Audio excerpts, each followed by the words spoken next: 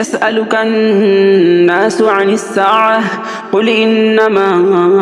علمها عند الله وما يدريك لعل الساعة تكون قريبا إن الله لعن الكافرين وأعد لهم سعيرا خالدين فيها أبدا لا يجدون وليا ولا نصيرا يوم تقلب وجوههم في النار يقولون يا ليتنا أطعنا الله وأطعنا الرسولا وقالوا ربنا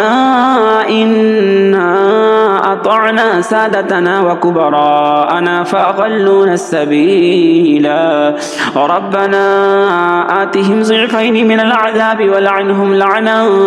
كبيرا يا أيها الذين آمنوا لا تكونوا كالذين آذوا موسى فبرأه الله مما قالوا وكان عند الله وجيها يا أيها الذين آمنوا اتقوا الله وقولوا قولا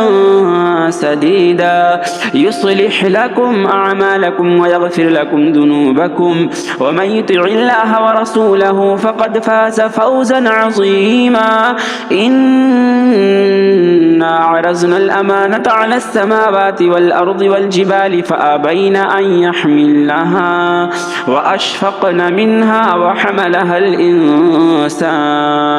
إنه كان ظلوما